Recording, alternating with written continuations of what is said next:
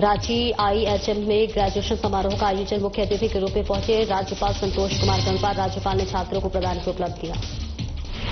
संगठन को मजबूत करने में जुटी कांग्रेस। 3 मई को जगह अब 6 मई को रांची में संविधान प्रसार रैली। कांग्रेस प्रदेश अध्यक्ष केशव महतो कमलेश ने दी जानकारी।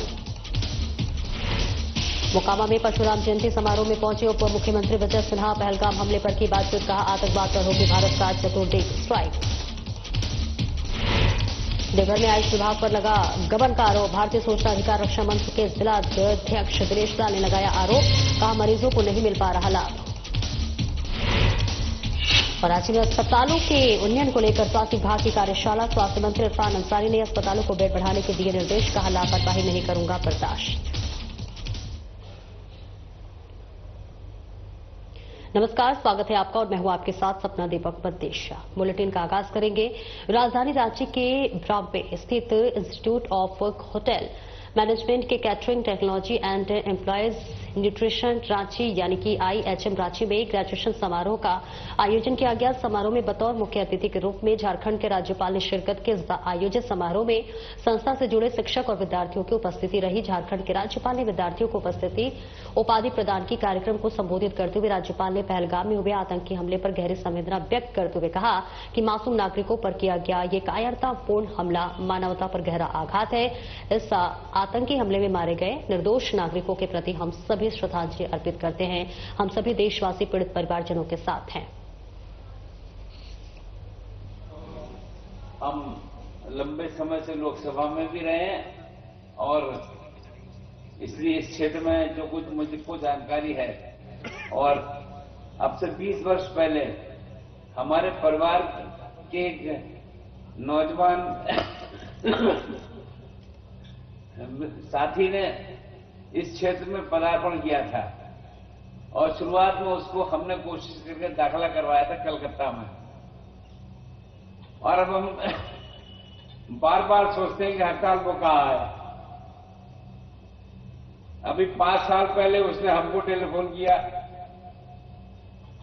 कि मैं अब लीला में आ गया हूं।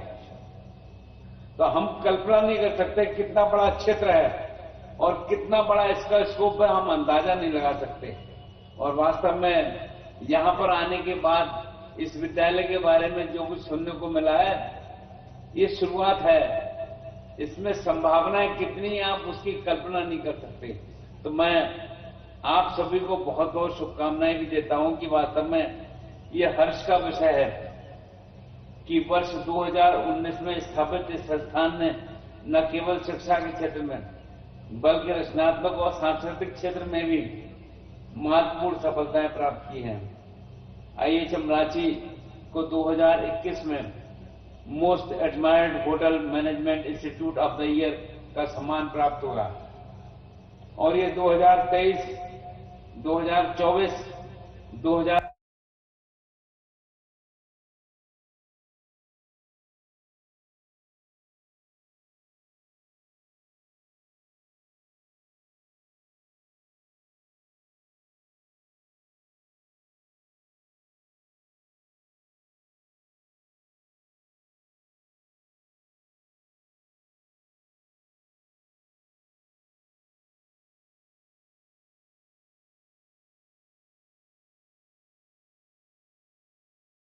2025 में देश के शीर्ष होटल प्रबंधन संस्थानों में शामिल हुआ है। संस्थान का ये गौरव है कि अपने विद्यार्थियों को 100% प्लेसमेंट प्राप्त करने में सक्षम रहा है। इस संस्थान के विद्यार्थियों ने न केवल भारत में बल्कि विदेशों में भी अपना नाम रोशन किया है। पहलगाम हमले को लेकर विपक्ष के कई नेताओं के अलग अलग बयान पर केंद्रीय मंत्री चिराग पासवान ने अपनी प्रतिक्रिया दी है। उन्होंने कहा है कि जब सारा देश एक साथ है तो हम लोगों को एक साथ रहकर इसका मुकाबला करना चाहिए। वहीं विधानसभा चुनाव को लेकर चिराग पासवान ने कहा कि पार्टी अगर चाहेगी तो वे विधानसभा का चुनाव लड़ने को तैयार हैं।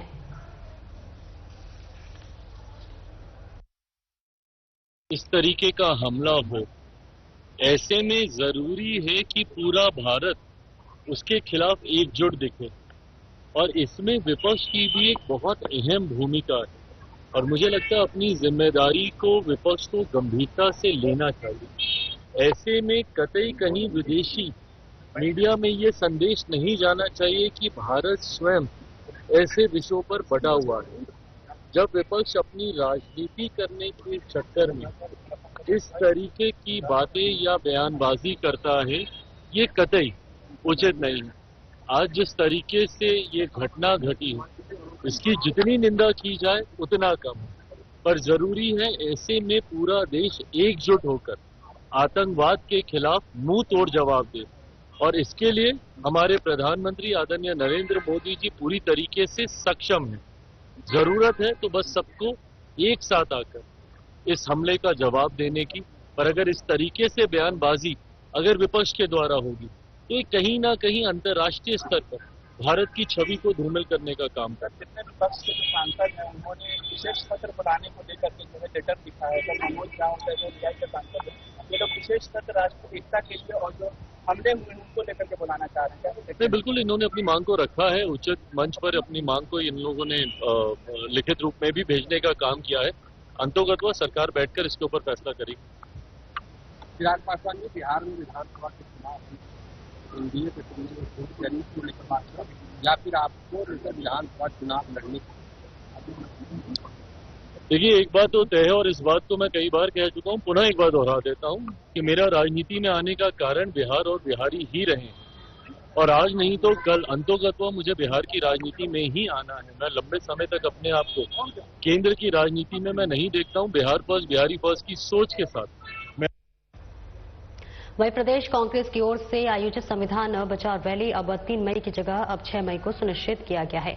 दरअसल पार्टी के प्रदेश अध्यक्ष केशव महतो कमलेश ने आज प्रदेश कार्यालय में आयोजित संवाददाता सम्मेलन को संबोधित करते हुए बताया कि आगामी 6 मई को मंगलवार को दिन के 11 से 3 बजे तक प्रदेश स्तरीय संविधान बचाओ रैली का आयोजन किया जाएगा। संविधान बचाओ रैली में पार्टी के राष्ट्रीय अध्यक्ष मल्लिकार्जुन खड़गे, पार्टी महासचिव केसी वेणुगोपाल और वहीं छत्तीसगढ़ के पूर्व मुख्यमंत्री और महासचिव भूपेश बघेल और पार्टी के प्रदेश प्रभारी के राजू समेत पार्टी के कई वरिष्ठ नेता शामिल होंगे। उन्होंने बताया कि रैली के बाद राष्ट्रीय अध्यक्ष की उपस्थिति में पार्टी की प्रदेश स्तरीय बैठक होगी, जिसमें कई महत्वपूर्ण निर्णय लिए जाएंगे। साथ ही बताया कि बहुत जल्द जिलों में आयोजित होने वाली संविधान बचाओ रैली की तिथियां भी तय कर ली जाएगी। कि 3 तारीख मई को हमारा राज्य स्तरीय संविधान बचाओ रैली होने वाली थी। वह निर्धारित तिथि थी, लेकिन इसको आगे बढ़ाते हुए हम लोगों ने 6 मई 2025 दिन मंगलवार को प्रदेश स्तरीय संविधान बचाओ रैली आयोजित करने का निर्णय लिया है। और सबसे खुशी और प्रसन्नता का विषय है कि ये हमारे झारखंड प्रदेश द्वारा जो आयोजित है संविधान बचाओ राज्य स्तरीय रैली, इसमें हमारे राष्ट्रीय नेता अखिल भारतीय कांग्रेस कमेटी के सम्मानित अध्यक्ष माननीय श्री मल्लिकार्जुन खड़गे साहब और हमारे अखिल भारतीय कांग्रेस कमेटी के महासचिव संगठन प्रभारी माननीय केसी वेणुगोपाल जी, छत्तीसगढ़ के पूर्व मुख्यमंत्री जो एआईसीसी में महासचिव हैं श्री भूपेश बघेल जी, हमारे प्रभारी कार्य समिति के जो अस्थायी आमंत्रित सदस्य हैं माननीय श्री के राजू जी सहित कई नेता इस रैली में उपस्थित होंगे। और यह रैली 11 बजे से 3 बजे तक होगी।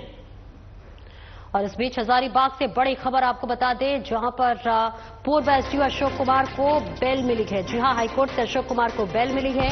अशोक कुमार पर अपनी पत्नी अनीता देवी को जलाने का आरोप था। अनीता देवी के भाई ने यह आरोप लगाया था और अब पूर्व एसडीओ अशोक कुमार को हाईकोर्ट से बेल मिल चुकी है। तो ये बड़ी खबर आपको बता रहे हैं, जहां पर पूर्व एसडीओ अशोक कुमार को बेल मिल गई है और ऐसे में हाईकोर्ट से अशोक कुमार को बेल मिली है। पूर्व एसडीओ हैं अशोक कुमार पर अपनी पत्नी अनीता देवी को जलाने का बड़ा आरोप लगाया गया था और ये आरोप अनीता देवी के भाई ने लगाया था, लेकिन अब उन्हें ये बड़ी राहत मिली है हाईकोर्ट से, जहां उनको अब बेल मिल चुकी है। और कई तरह के देखिए यहां पर सवाल भी खड़े हो रहे हैं कि आखिरकार किस आधार पर बेल मिली है।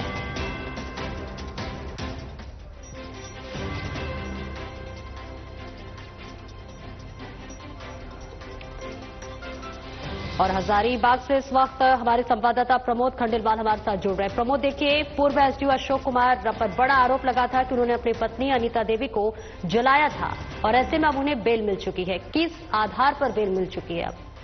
जी बिल्कुल सपना, सबसे पहले मैं बता दूं कि ये घटना है 26 दिसंबर की, जब उन्होंने अपनी ही पत्नी अनीता देवी को जलाया था। और ये आरोप लगाया था अनीता देवी के भाई ने ही, राजकुमार गुप्ता। उन्होंने ही फांसी की मांग की थी, न्याय की गुहार लगाई थी और इसके बाद 10 फरवरी को उनको जेल हुआ। लेकिन ठीक 1.5 महीने 2 महीने के बाद उसके ही भाई यानी अनीता गुप्ता के भाई ने ही कोर्ट में एक शपथ पत्र दिया जिसमें साफ लिखा कि पूर्व एसडीओ अशोक कुमार निर्दोष है। ये किसी भी प्रकार से मेरी बहन अनीता देवी से कोई भी बातचीत नहीं करते थे, ठीक तरीके से रहते थे। जी देखिए, अब इन्हें बेल मिल चुकी है, तो क्या अब पीड़ित परिवार का क्या कुछ प्रतिक्रिया इस पर मिल रहा है सुनने को? सपना, मैं ये भी बता दूं क्योंकि आज हाई कोर्ट से ये बेल मिली है, ठीक है, और जिस तरीके से क्योंकि लोग जो सूत्रों के अनुसार ये पता चल रहा है कि चाहे वो पैसे की लेन देन हो, उसमें उसके भाई ने ये करवाया है या किसी के कहने पे करवाया है, ये कहना अभी चूंकि उचित नहीं होगा। लेकिन इतना जरूर है कि चूंकि जिस तरीके से पूरे हजारीबाग उसके भाई के साथ करे थे कि न्याय की गुहार के साथ कि इसके बहन को न्याय मिले, लेकिन हम ये कह सकते हैं कि उसके भाई एक पलटू निकला, क्योंकि जिस तरीके से अपनी बातों से वो मुकरा है और वो हाई कोर्ट में एक शपथ पत्र दिया है कि पूर्व एसडीओ अशोक कुमार निर्दोष है। तो कहीं ना कहीं लोगों का एक रोष भी है कि अब किसी के लिए भी अगर न्याय के लिए हम खड़े होंगे तो 10 बार मुझे सोचना होगा। जी ठीक है, बहुत बहुत शुक्रिया प्रमोद इस महत्वपूर्ण जानकारी को देने के लिए। और आगे बढ़ेंगे, जहां झारखंड कांग्रेस ने साल 2025 को संगठन सृजन का वर्ष माना है। साथ ही 6 मई को कांग्रेस राज्य स्तरीय कार्यक्रम संविधान बचाओ रैली आयोजित करने जा रही है। इन दोनों कार्यक्रमों के लिए प्रदेश कांग्रेस कार्यालय में प्रदेश अध्यक्ष की अगुवाई में बैठक की गई है। बैठक में सभी जिले के नोडल कार्यकर्ता शामिल हुए। वहीं इसकी जानकारी देते हुए संविधान बचाओ अभियान के संयोजक ने कहा है कि इस बैठक में सभी विषयों पर चर्चा हुई है। इसके साथ ही इस रैली में किस जिले से कितने लोग आएंगे, इसकी सभी को जिम्मेदारी सौंपी गई और किसी को इस कार्यक्रम के दौरान कोई दिक्कत नहीं हो। देखिए, 22 अप्रैल को प्रदेश कार्य समिति की बैठक हुई थी। उसके बाद 40 दिन के संविधान बचाओ अभियान के कार्यक्रम के लिए, सफलता के लिए उसके जिला स्तरीय नोडल पदाधिकारियों की नियुक्ति की गई थी और कंट्रोल रूम की भी स्थापना की गई थी। उनको ये जिम्मेदारी दी गई थी कि 26 से लेके यानी 26, 27, 28 3 दिन आप अपने संबंधित जिलों का दौरा करें और वहां से जो हमारे राज्य स्तरीय संविधान बचाओ रैली है उसकी सफलता को लेकर वहां के कांग्रेस जनों से चर्चा करें। साथ ही साथ जो क्रमवार जो हमारा कार्यक्रम है, जिला स्तरीय संविधान बचाओ रैली, विधानसभा स्तरीय संविधान बचाओ रैली और डोर टू डोर कैंपेन, तो इसको लेकर के भी एक आप ठोस रणनीति जिला के कार्य समिति की बैठक में और वहां के लोगों के साथ तय करें। तो उसके उपरांत आज का दिन 29 अप्रैल को यहां प्रदेश के जो राज्य स्तरीय समन्वयक है डॉक्टर प्रदीप कुमार बालमुंचू, हमारे प्रदेश कांग्रेस के अध्यक्ष केशव महतो कमलेश जी और तीनों कार्यकारी अध्यक्ष के उपस्थिति में सभी नोडल पदाधिकारियों ने अपने जिला से संबंधित अपनी विस्तृत रिपोर्ट प्रतिवेदन के साथ यहां प्रदेश अध्यक्ष को दिया है, जो कंट्रोल रूम के माध्यम से। और ये भी चर्चा हुई है कि जो रैली के राज्य स्तरीय रैली की तिथि में जो परिवर्तन हुआ है वो पहले 3 मई को निर्धारित था, अब 6 मई को होगा।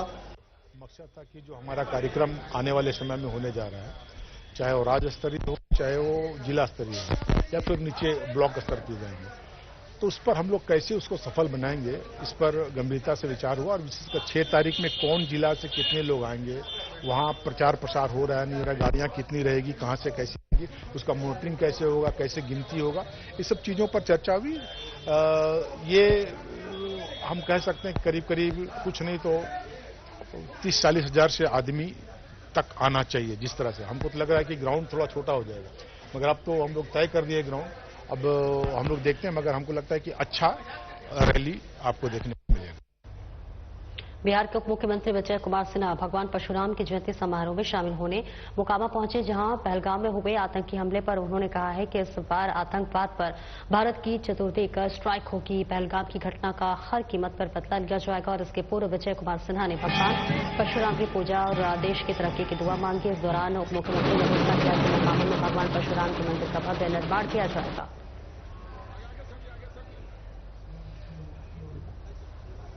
भगवान परशुराम का अंश देश के प्रधानमंत्री नरेंद्र मोदी जी में भी है और उन्होंने आतंकवाद को पूरे देश से हटाया, लेकिन देश के अंदर बैठे कालनेमी ने जो हनुमान को वध करने का प्रयास किया है, उस कालनेमी का भी वध भगवान राम का प्रिय हनुमान करेंगे और बहुत जल्द ही पूरे देश में आतंकवाद, उग्रवाद, अपराध और भ्रष्टाचार पर प्रधानमंत्री का चोट का बड़ा प्रहार शुरू होगा। प्रधानमंत्री 2 दिन पहले प्रधानमंत्री जी बिहार आए थे, उन्होंने उस दौरान भी कहा था कि ऐसी सजा देंगे जो लोग याद रखेंगे, तो आखिर वो सजा होगी कब? कोई भी बड़े कार्रवाई के पहले आपने देखा है कि लंका को ध्वस्त करने के पहले हनुमान को भी काफी योजनाबद्ध ढंग से काम करना पड़ा और भगवान राम जब लंका पर चढ़े तो बड़े पुल के निर्माण करके बढ़े और ये भारत पूरे विश्व से पाकिस्तान को अलग थलग कर रहा है। कोई उसके साथ सहानुभूति नहीं रख पाए। ये राक्षसी प्रवृत्ति के लोगों का अब नाश आवश्यक है मानवता के रक्षा के लिए।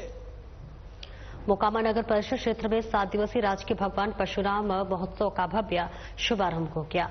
वहीं नगर के तपस्वी गंगा घाट से कलश यात्रा के साथ इस महोत्सव का उद्घाटन किया गया। हाथी, घोड़े, ऊंट, गाजे बाजे के साथ निकाले कलश यात्रा नगर के भ्रमण के बाद परशुराम मंदिर पहुंचे। इस कलश यात्रा में हजारों महिलाओं ने शिरकत की। कलश यात्रा के दौरान शहरवासियों सहित पूर्व सांसद सूरजभान सिंह, कन्हैया सिंह, धीरेन्द्र सिंह आदि ने पुष्प वर्षा कर शोभा यात्रा का स्वागत किया। बता दें कि इस राजकीय महोत्सव को लेकर पूरा भक्त नगर भक्ति में नजर आया।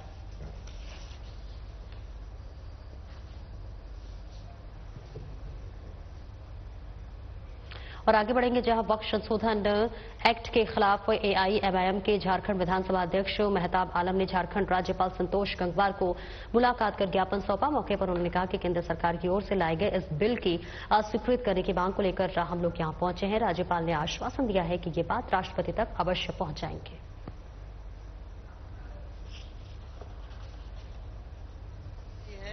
वक्फ अधिनियम जो अभी 2025 में नया कानून बना है, जो काला कानून है, इसको राज्य स्तर पर अस्वीकृत करने, रिजेक्ट करने के लिए हमने जो है यहाँ पे लेटर दिया है कि राज्यपाल के जरिए से हम जो है बात को मुख्यमंत्री तक और जो है राष्ट्रपति तक बात पहुँचाना चाहते हैं कि झारखंड राज्य में ये जो कानून, इसको जो है रिजेक्ट किया जाए, ऑफिशियल नोटिफिकेशन इसका जारी किया जाए, जो अभी तक नहीं हुआ है।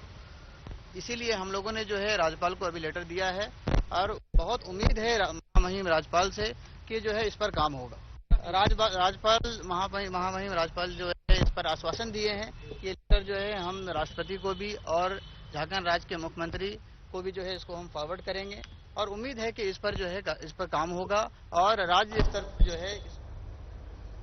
और इन दिनों पश्चिम सिंहभूम में स्वास्थ्य सेवा की स्थिति काफी दयनीय हो गई है। चाईबासा जिला मुख्यालय के सबसे बड़े सदर अस्पताल में एम्बुलेंस की सहायता समस्या लगातार जारी है। ऐसे में ग्रामीणों को जमशेदपुर और रांची रिम्स निजी एम्बुलेंस किराए पर लेकर जाना पड़ता है, जिसके लिए गरीब ग्रामीणों को मोटी रकम खर्च करनी पड़ती है। 108 एम्बुलेंस चालक ने बताया कि पश्चिमी सिंहभूम जिले में कुल 22 108 एम्बुलेंस है, जिसमें से 11 खराब है और इसके कारण हमें सेवाएं देने की काफी समस्या हो रही है। इस मामले पर झारखंड सरकार के पूर्व मंत्री बड़कुंवर गावफ्राई ने कहा है कि सदर अस्पताल में एम्बुलेंस को लेकर स्वास्थ्य व्यवस्था चरमराई हुई है। ग्रामीणों को कर्ज लेकर निजी एम्बुलेंस का सहारा लेना पड़ रहा है और राज्य के स्वास्थ्य मंत्री इरफान अंसारी बड़ी बड़ी डींगे हाँकते नजर आते हैं। आज के जो स्वास्थ्य मंत्री है डॉक्टर इरफान बड़े बड़े डींग हाँकते हैं। जब जिला मुख्यालय का और कमिश्नरी मुख्यालय का सदर अस्पताल है जिला का, उसमें जो सरकार ने खुद दिया 22 एम्बुलेंस, उसमें देखेंगे तो 11 एम्बुलेंस खराब है, लेकिन उसको कोई देख भी नहीं रहा, जबकि सरकार बड़ा बात करते कि नहीं हमने एम्बुलेंस दे दिया। और गरीब यहाँ देखेंगे आदिवासी बहुल जिला है, बहुत गरीब लोग। अगर किसी पेशेंट को अगर जमशेदपुर जाना पड़ेगा या रांची ले जाना पड़ेगा, एम्बुलेंस अस्पताल में नहीं है। और जो भी देखे नया एम्बुलेंस 1 साल से मतलब खड़ा सड़। देवघर के पुराने सदर अस्पताल में आयुष चिकित्सा केंद्र स्थित जहां भवन तो है, अधिकारी भी बैठते हैं, लेकिन मरीज को इसका लाभ नहीं मिल पाता। जबकि सरकार की ओर से इस केंद्र को करोड़ों रुपए का फंड और दवाइयां उपलब्ध कराई जाती है। इस बार केंद्र में मामला गबन से जुड़ा हुआ है।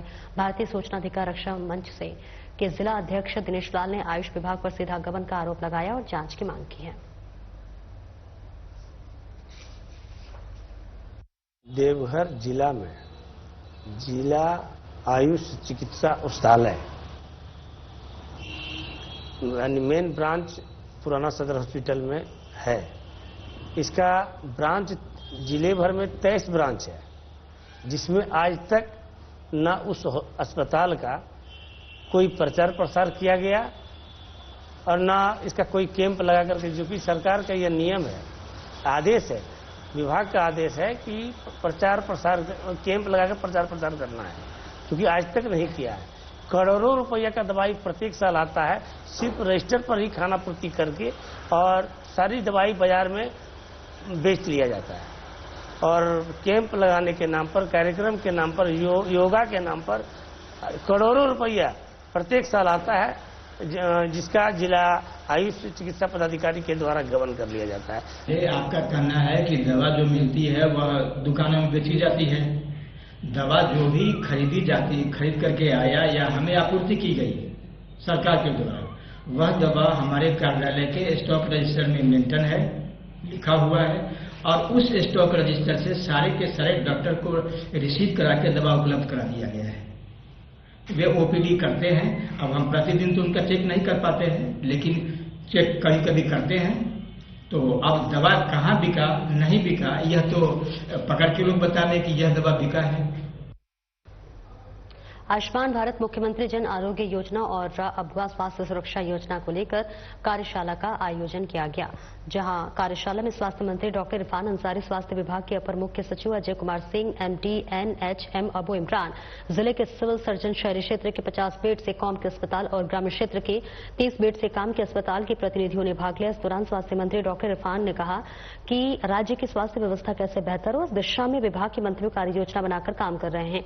झारखंड की स्वास्थ्य व्यवस्था को ठीक करने का प्रयास किया जा रहा है। वहीं आयुष्मान भारत मुख्यमंत्री जन आरोग्य योजना में हुई अनियमितता पर ईडी की ओर से की गई कार्रवाई को लेकर मंत्री अंसारी ने कहा कि जिस भी एजेंसी से जांच कराना है वो हो ही रहा है, मैं बेहतर काम करूं, यही हमारी सोच है। इसी के साथ स्वास्थ्य विभाग के अपर मुख्य सचिव अजय कुमार सिंह ने कहा कि सरकार की योजनाओं को लागू करने को लेकर बेहतर दिशा में काम किया जाए। अस्पताल के प्रतिनिधियों से 121 बातचीत नहीं हुई, इसलिए आज ये कार्यशाला आयोजित किया गया। स्वास्थ्य व्यवस्था में कई विंग हैं और सभी विंग का मॉनिटरिंग कर रहा हूं। प्रयास यही है कि झारखंड का जो स्वास्थ्य है वो ठीक कर पाऊं। उसको लेकर आज बीएनआर में हमने जितने भी आयुष्मान के जो हॉस्पिटल टैग्ड हैं उसको मैंने निर्देश दिया था कि आप लोग बेड बढ़ाओ। हमारी जब हम लोग पैसा देते हैं, आपको राशि देते हैं, तो हमें भी क्वालिटी और इलाज में बेहतर से बेहतर सुविधाएं चाहिए। उसको लेकर सभी जितने भी हमारे आयुष्मान के जितने हॉस्पिटल हैं सबको मैंने बुलाया है और मैं सबसे 1-to-1 वार्ता करूंगा और ये निर्देश दूंगा कि इस पर लापरवाही में बर्दाश्त नहीं करूंगा। इरफान अंसारी नहीं झुकेगा। जो जवाबदेही दी गई है तो मैं 100% कमिटमेंट जनता को दूंगा। इसको लेकर कल कोडरमा में आपने देखा एकदम इतनी अच्छी स्वास्थ्य व्यवस्था, लोग खुश है, लोग अप्रिशिएट कर रहे हैं। और भलाई कौन क्या कर रहा है I don't know and I dam care. तो मैं कहना चाहता हूं कि आप लोग भी सपोर्ट करें। मीडिया वाले को कहूंगा कि स्वास्थ्य और शिक्षा जहां ठीक होगा वो राज्य को आगे बढ़ने से कोई रोक नहीं सकता है। तो मेरी आप सबसे गुजारिश होगी कि क्रिटिसाइज कीजिए, खामियां दिखाइए, लेकिन आकलन अपने से जो करने लगते हैं ना कुछ लोग, ये ठीक नहीं लगता है। मैंने कहा कि सुझाव दीजिए, मैं बेहतर करूंगा। 100% I will give the effort. यदि आप देखिएगा तो हमारे राज्य में जैसे बताया कि हॉस्पिटल के बेड्स की काफी कमी है। आप देखिएगा हमारे पूरे राज्य में 31,000 बेड्स हैं और हालांकि 31,000 बेड्स का अभी विराट ने बाइफर्केशन नहीं बताया। बाइफर्केशन देखिएगा तो लगभग आप में से किसी को पता है कितना परसेंट सरकारी है, कितना परसेंट प्राइवेट है बेड्स? किसी को भी नहीं गैस कर सकते हैं कि 31,000 में कितना प्राइवेट बेड्स है, कितना सरकारी हॉस्पिटल में बेड्स है? लगभग बराबर है, लगभग बराबर है। 15,500 बेड्स जो है वो सरकारी हॉस्पिटल के पास है और 15,500 ये बेड्स आपके प्राइवेट हॉस्पिटल से। यानी कि हम दोनों साथ साथ चल रहे हैं। हम भी अपने बेड्स में वृद्धि कर रहे हैं। राज्य सरकार आप देखिएगा तो मेडिकल कॉलेज से लेकर के और डिस्ट्रिक्ट हॉस्पिटल से लेकर के हर एक हॉस्पिटल स्तर पे बेड्स का बढ़ाने का काम करने जा रही है। और आप हमसे बराबरी कर सके इसलिए आपको ये बेड बढ़ाने की आवश्यकता है, क्योंकि जब आप और हम दोनों मिलकर के बेड्स बढ़ाएंगे तभी झारखंड में बेड्स की स्थिति जो सुधरेगी। लेकिन 31,000 आप देखिएगा कि राष्ट्रीय औसत यानी राष्ट्रीय स्तर पे कितना बेड्स होना चाहिए या WHO का क्या नॉर्म्स है, तो उसमें देखिएगा तो हम लगभग 1,13,000 यहाँ पे हॉस्पिटल में बेड्स होना चाहिए, जिसके अगेंस्ट में हमारे पास राज्य में मात्र 31,000 बेड्स, यानी कि लगभग 82,000 बेड्स की शॉर्टेज हमारे पूरे राज्य में है। फिलहाल इस बुलेटिन में इतना ही। नमस्कार।